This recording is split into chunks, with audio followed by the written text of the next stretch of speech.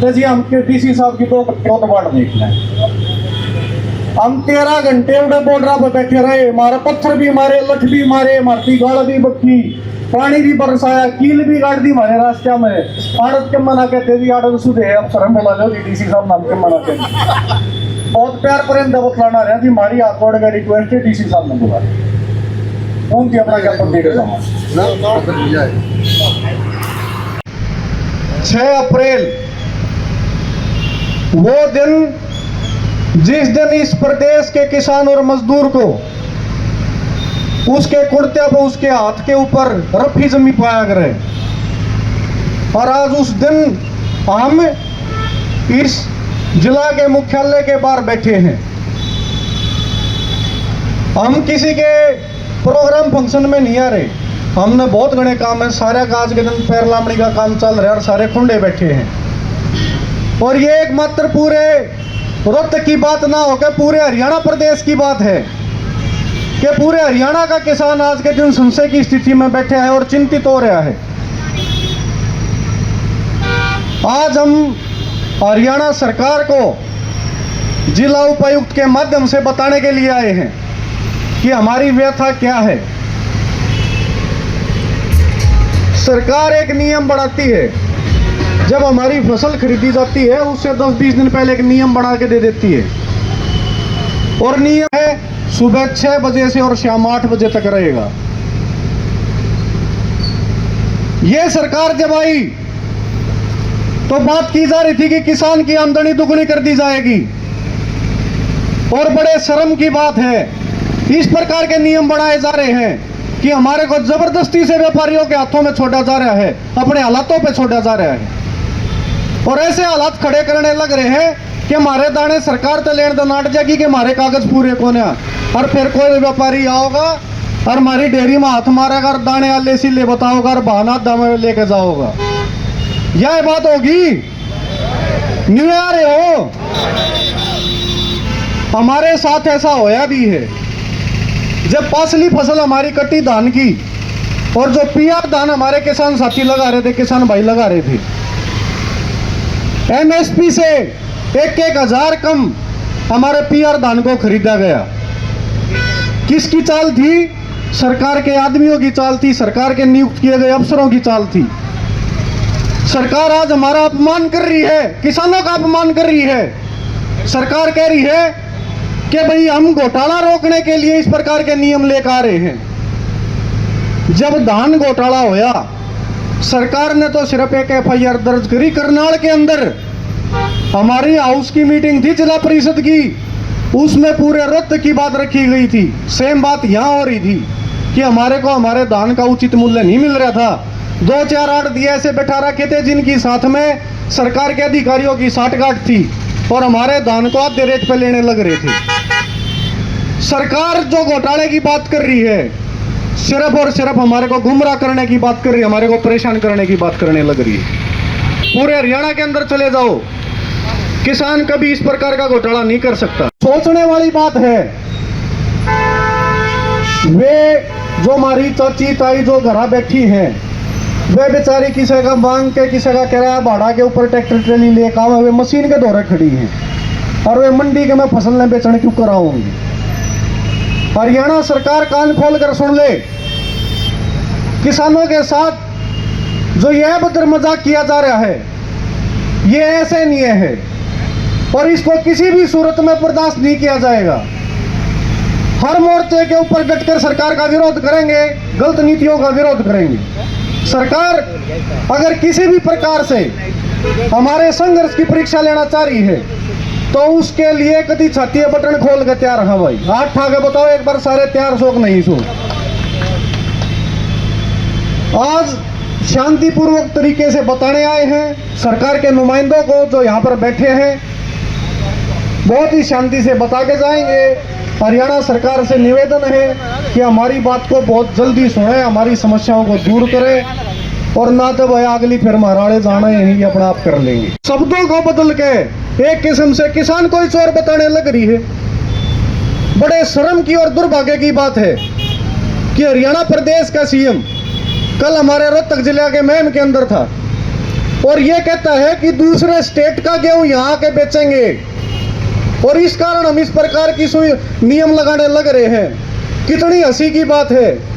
आपके पास wait officer भी हैं, एक्साइज ऑफिसर भी हैं, आपकी सीमाओं के ऊपर आपकी पुलिस के नाके भी लग रहे हैं। आप अपनी जिम्मेदारियों से छिपने के लिए आज जानबूझ के किसान को परेशान करने लग रहे हो। अगर आपको घोटाला रोकना है और दूसरे राज्यों से अगर किसानों की फसल नहीं आने देनी, तो आप अपने ड्यूटी निभाओ। सीएम साहब, हम यूँ कहने लग रहे हैं, जितने भी बॉर्डर हैं सारे ने सील करो, वहाँ पर अपनी टीम बैठाओ, अपने अधिकारी कर्मचारियों की ड्यूटी लगाओ, चेकिंग करो कि वहाँ का गेहूँ यहाँ ना आ जाए। आप ये बात कह के हमारे को गुमराह करने लग रहे हो। ये इसलिए कहने लग रहे हो कि हमारा ध्यान भटक जाएगा, लोगों को जो लुटियन जोन के जो आदमी हैं उनके लिए हो जाएगा कि सरकार तो ठीक करिए, घोटाला नहीं होगा। सम्मानित बुजुर्गों, युवा साथियों, घोटाला क्या होता है? किसान के अगर गेहूं के दाने हैं तो वे आखिरती गेहूं के रहने हैं। नमी जो है 10% 12% की बजाय 15-16% होगी, पर 2 दिन में जाकर वह नमी भी कम हो जाएगी। घोटाला उसने कहा है जब मारे गेहूं ले जावे हैं, बोरिया में डालते हैं और फिर बरसात के नीचे खुले छोड़ दे हैं। पूरा सीजन उसके ऊपर बरसात होती है, जब वजन बढ़ाया जाता है गेहूं का, वो असली घोटाला है। और जब वो गेहूं गरीब लोगों के लिए बांटा जाता है, वो सड़ जाए, सड़े, उसके अंदर कीड़े चल रहे हैं। मिड डे मील के बच्चों को वही गेहूं खिलाया जाता है, राशन डिपो के अंदर वो बांटा जाता है।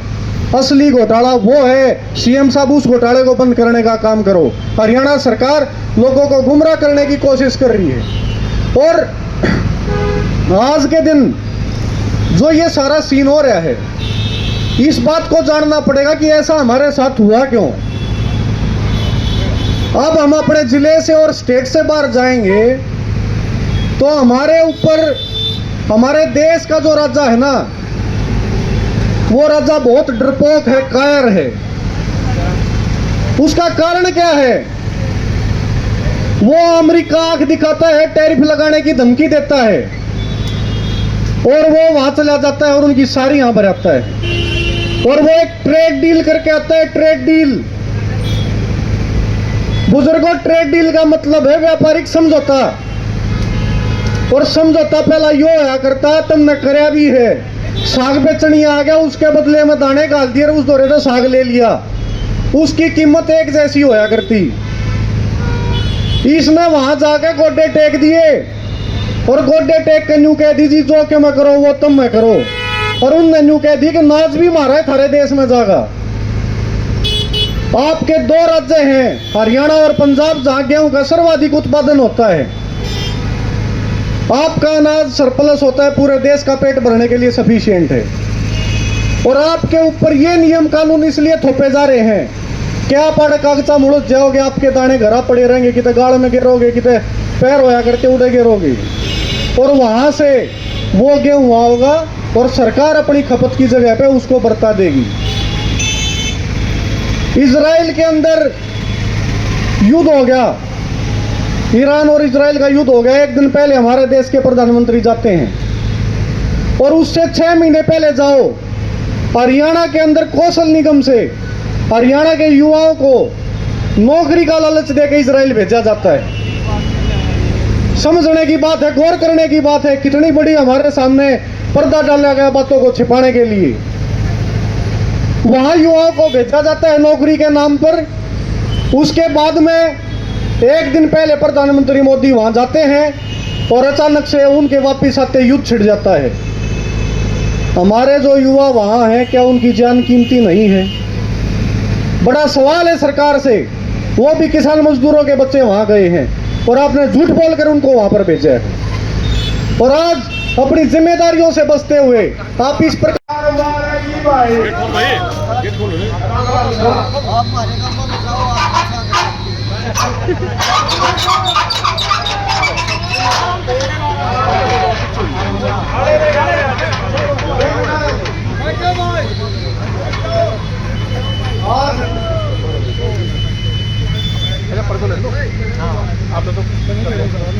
सीधी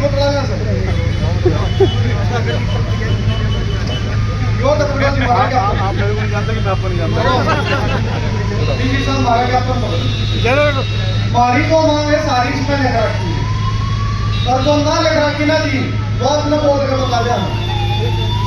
एक हफ्ते में सरकार के भी नियमन वापस ले लेगी क्यों बेचने पास जाओगे आपका दफ्तर के खिलाफ में लगा रहा है हमारी और सरकार आप बैठी हो और हमारी एक ही बात है सरकार हमारे साथ बात कर रही है।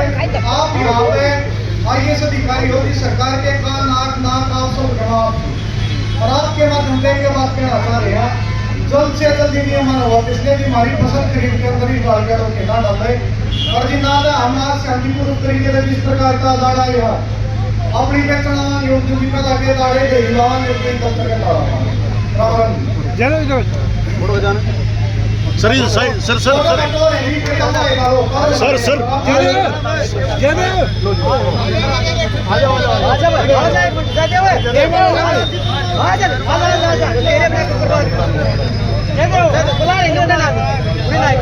आज हमारा मंडी में लेकर अपनी फसल का भाव लेने का समय आ गया है और आज के दिन सरकार ऐसे नियम लेके आती है जिससे हर एक किसान जो है परेशान और चिंतित है। सरकार कह रही है कि भाई ट्रेलियों के ऊपर अपने नंबर लिखो, ट्रैक्टरों के ऊपर नंबर प्लेट लगाओ, अपनी जो है मंडी का समय सुबह 8 बजे से सुबह 6 बजे से शाम 8 बजे तक का रहेगा और बायोमेट्रिक करो। अपनी बेचना रहे हैं जी चोरी की ना बेचना अंतर हमारे गला इतना बड़ा अपमान किसान का अपमान किया जा रहा है और उस अपमान के प्रति सरकार की आंख खोलने के लिए आज हम अपना ज्ञापन देने के लिए आए। ज्ञापन किसको चालू है ज्ञापन डीसी साहब ने देवांगे जी। अगर सरकार नहीं मानती है तो आगे क्या कदम? मानने की क्यों ना जाएंगे गड़े पेट सबने नहीं भरना नाज खेत में हमारे में पैदा हो रहे पेट कितने भरेंगे। कल मुख्यमंत्री मैम आए थे वो तो कहते किसानों को कोई दिक्कत नहीं होगी जो भी समस्या हो उनका समाधान किया है। सब तो बड़े दुख की बात है जी। पासला मुख्यमंत्री तो फिर भी व्यापारी वर्ग तो था ये तो किसान वर्ग से है सबसे मेहनती कौम का आदमी है। हमारे देहात में कहा जाता है जाट के 100 बीघे हीर के 9 बीघे और माड़ी के 2 बीघे ये तो मतलब बराबर हो जाए। अगर ये इतनी मेहनत की कौम का बालक होने के बाद में हम तो नहीं माना थे हमारी बड़ी की बतला हुआ व्यापारी है कि बड़की बतलाने लग रहा है मुख्यमंत्री। और मुख्यमंत्री साहब जी कहना चाहेंगे हमारी बात में सुनता हो तो साहब इस लड़का काम आपके मुँह से शोभा नहीं करता आपके हाथा से शोभा नहीं देता जी। काफ़ी जगह पे फसलों का नुकसान भी हुआ उसका मुआवजा के लिए फसलों का नुकसान होया और सबसे बड़ी हास्य की बात है आपने नहीं बेरा हरियाणा का कृषि मंत्री न्यू कहा है फसल पकने के बाद में जब बारिश होती है तो पैदावार 2 क्विंटल बढ़ जाती है। कृषि मंत्री किसने बनाया? हमारे तो गुट्ठे लगा कर चेक करो किसान है कि नहीं है। उस कृषि मंत्री को क्यों नहीं है मतलब पूछा जाता कि किसान के बारिश फसल पकने बाद में नुकसान होता है फायदा होता है। हम तो यह मांग करा इसने गैल कृषि मंत्री ने भी बदलो गलत से हो इन्हें कृषि बेरा को कृषि चीज के हो किसानी की चीज हो है किसाना भट्ठा बैठा रखा दूसरे ने बनाओ साहब। हरियाणा सरकार इस कृषि मंत्री ने बदलो हम तो यह भी मांग करा इसने नहीं है बेरा किसान का फायदा का देर नुकसान का दे। सरकार कह रही है कि नए नियम आने से भ्रष्टाचार कम होगा जो पहले बीच में भ्रष्टाचार होता था वो खत्म किया गया है। एक बात बताओ धान घोटाला होया जो आप कहना चाह रहे हो यही बात है कि धान घोटाला होया करनाल के अंदर 16 करोड़ के प्रति FIR काटी गई। वो घोटाला रोहतक में भी हुआ यहाँ FIR क्यों नहीं काटी? हम सबूत देने को आज भी तैयार हैं। 50 किसानों की पर्ची है हमारे पास जो जिनका MSP से कम रेट के ऊपर धान बिका व्यापारियों ने उनको मजबूर कराया कि खाते में तो आपके इतने रुपये आएंगे ये रुपया आपने मार्जी वापस देने अगली फसल वहाँ काटेंगे या फिर जो उसका अगर 100 क्विंटल धान वहाँ पड़ा था तो 60 के पैसे उनके दे दिए और 40 के अपने अलग खाते में ले गए। आप अगर ईमानदारी की बात कर रहे हो भ्रष्टाचार कम करने की बात कर रहे हो अपने अफसरान ने करने करो साहब वे मिलकर भ्रष्टाचार करवाने लग रहे हैं। जिनके ऊपर FIR दर्ज करी हमने न्यू कह रहा 2 साल बाद सुन गई कि मना बैठना काट लिया बाहर आप लोगों ने बेकाने के लिए कर रहे हो सारा खेल। आप भ्रष्टाचार कम करने की बात कैसे कर सको? CM कह रहे हैं कि जो आरोप लगा रहे हैं वो विपक्ष के लोग हैं लोगों को गुमराह कर रहे हैं किसानों को भी भ्रमित किया जा रहा है। हम भाई हरियाणा के लोग हैं हम अपने किसान हैं मजदूर हैं हम पीड़ित शोषित हैं हम वो आवाज़ उठा रहे हैं। पार्टी का आदमी कोई ना कोई किसी का ना किसी तो खटका दबेगा। पार्टी से भी बैठे हैं जो BJP का भी दाब रहे हैं पर आज के दिन परेशान हैं। ये बात कहना कितनी है कि मतलब कि कितनी गैर जिम्मेदार ना बयान है कि आप कभी भी किसी चीज़ का गलत चीज़ का विरोध हो रहा है और आपको उसको विपक्ष के आदमी बता के उसको टालने लग रहे हो। और सब आदमी हरियाणा सरकार की जिम्मेदारी है किसी ने वोट दिया नहीं दी सैनी साहब इस बात के ऊपर अमल करो। ये किसान आपके हैं आप राजा हो प्रदेश के आपको इनको अपना मान के सारे काम करने चाहिए। दो बात मना करो विपक्ष के हैं हम आपके यहाँ जी आज के दिन को हमारे तो मुख्यमंत्री का नाम पूछ जाएगा हरियाणा का, तो आपका नाम ले आवाएंगे और लिया जाएगा। और आप इस प्रकार की गैर जिम्मेदार ना बात जब तक करोगे तो इस प्रकार की आपकी मनसा ही ये दिखने लग रही है कि आपकी मनसा में खोट है। आप हमें अपना नहीं मान रहे, हम अपनी पीड़ा सुनाने के लिए आ रहे हैं और आप हमारे को दूसरों का बता के लताड़ के हमारे को दूर करने लग रहे हो। बहुत गलत ट्रैक पे चल रहे हो जी। और बेचने के लिए मंडियों में आने का हमारा समय आ गया है और सरकार नियम लेके आती है कि हमारी फसलों को बेचने के लिए 3 ऐसे नए नियम लेकर आए जो काफ़ी ही मतलब नुकसानदायक हैं किसान के हित में भी और सरकार के हित में भी। सरकार कह रही है कि ट्रैक्टरों का और ट्रेलियों का पंजीकरण होना चाहिए, उसके ऊपर नंबर मेंशन होना चाहिए।